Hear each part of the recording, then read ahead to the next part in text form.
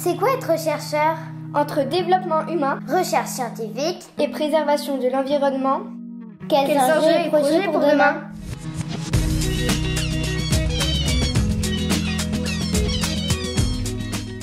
Bonjour Johan, est-ce que tu peux te présenter en quelques mots?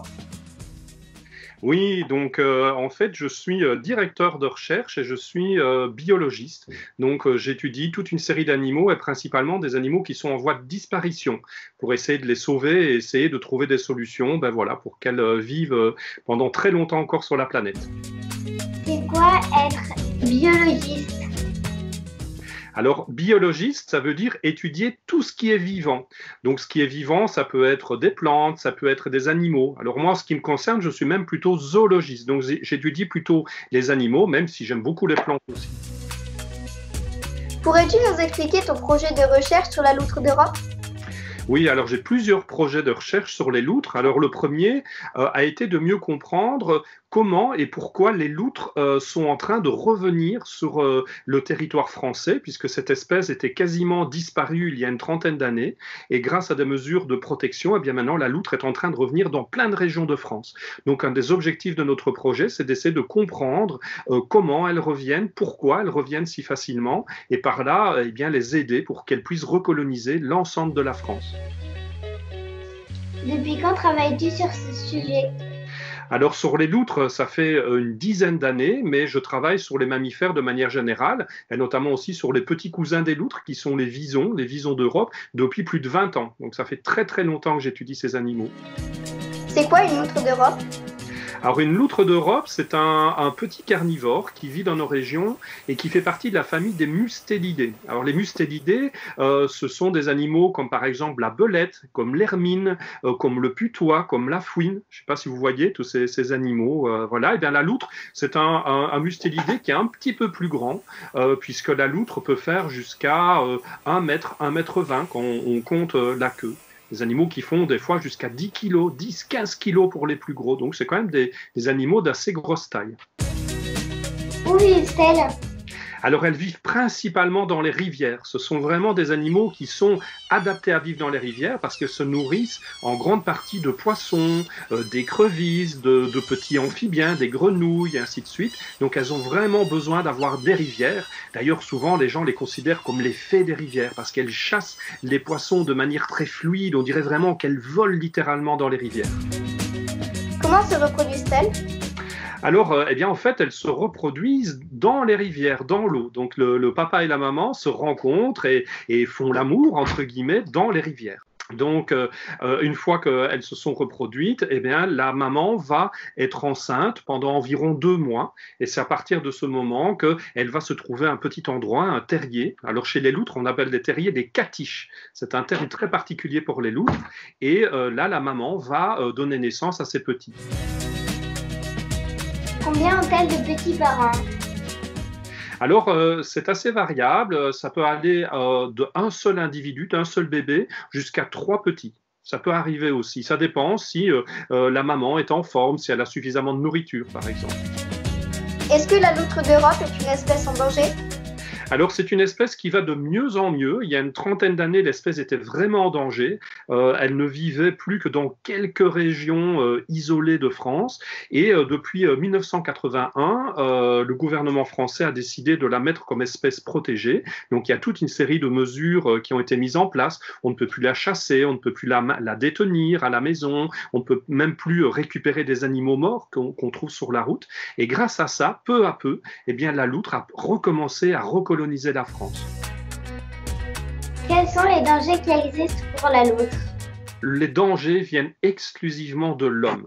Le seul prédateur des loutres à l'heure actuelle, en tout cas en France, c'est vraiment l'espèce humaine. Alors l'homme, pendant des années, donc l'a chassé. Par exemple, un peu après la dernière guerre mondiale, il y avait des primes qui étaient données et on tuait jusqu'à 4000 loutres par an. Vous imaginez, on en tuait des milliers et des milliers.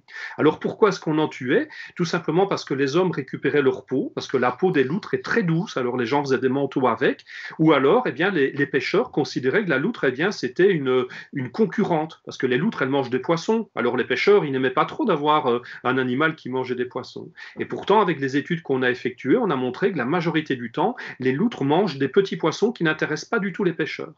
Mais quoi qu'il en soit, des milliers de loutres ont été tuées à cette époque. Heureusement, maintenant, tout est terminé, elles sont protégées, c'est pour ça qu'elles reviennent. Un autre problème aussi, ce sont les collisions par les voitures. Parce que souvent, les loutres, quand il y a par exemple un pont, qu'il y a une route qui passe au-dessus de la rivière, eh bien, les loutres n'osent pas passer sous les ponts, et donc elles vont avoir tendance à sortir de la rivière et traverser la route. Et là, si malheureusement une voiture passe à ce moment-là, eh bien, voilà, la voiture va tuer la loutre. Donc toujours à cause des activités humaines. Est-ce que les loutres nagent ou marchent? Alors les loutres, bon, ce sont des mammifères, donc elles ont 4 pattes, donc elles marchent bien sûr, mais elles sont adaptées depuis des millions d'années pour vivre aussi dans l'eau. Et donc elles ont acquis des choses tout à fait particulières. Par exemple, elles ont des pattes qui sont palmées. Donc ça leur permet de nager très très bien. Elles ont des poils qui sont très très denses. Les poils de la loutre en fait vont emprisonner des millions de petites bulles d'air, et ces petites bulles d'air vont jouer le rôle comme une sorte de combinaison de plongée sous-marine. Et c'est ce qui va faire que les loutres n'auront pas froid quand elles vont dans les rivières qui sont très froides. Est-ce que tu te déplaces sur le terrain pour étudier les loutres? Alors oui, on est obligé parce que les loutres sont des animaux qui sont très difficiles à observer, des animaux très timides qui la plupart du temps ne sortent que pendant la nuit. Et donc une des techniques pour étudier les loutres, c'est de récupérer leurs crottes.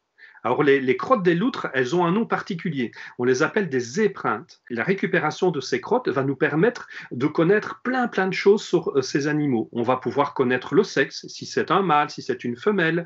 On va pouvoir même identifier les loutres, savoir si c'est Théa ou Théo qui se baladent dans la région. On va même pouvoir étudier le régime alimentaire des animaux. Donc savoir quels sont les poissons, quels sont les amphibiens, les grenouilles qu'elles ont mangées par exemple. Et donc pour ça, on est obligé d'aller sur le terrain et on devient des véritables pisteurs de loutres où on essaie d'observer et de récupérer ces crottes donc, qui sont laissées sur le bord des rivières. Quel matériel utilises-tu pour étudier et comprendre la vie des loutres? D'abord, on prend une paire de bottes pour se balader sur le bord de la rivière à récupérer les crottes. Après, on utilise donc ces pièges photographiques qui permettent de voir, d'observer le comportement des loutres. Et puis après, eh bien, moi, je travaille aussi avec des techniques de génétique. Donc, on travaille sur l'ADN. Et donc, toutes ces crottes qui sont récupérées sur les bords de la rivière, on les met dans un petit tube avec de l'alcool pour que l'ADN soit protégé. Et puis après, on revient au laboratoire. Et dans le laboratoire, à partir des crottes, elle va retirer l'ADN qui est dans ces crottes. Et à partir de cet ADN-là, eh bien, on va pouvoir identifier, encore une fois, si c'est un mâle, si c'est une femelle. On va pouvoir identifier de l'ADN de truite, de l'ADN de gardon, de l'ADN de plusieurs espèces de poissons. Et à partir de là, on va connaître le régime alimentaire. Donc, il y a plein d'outils qui permettent d'étudier ces animaux en partant du terrain, comme les pièges photographiques, ou alors en allant dans les laboratoires.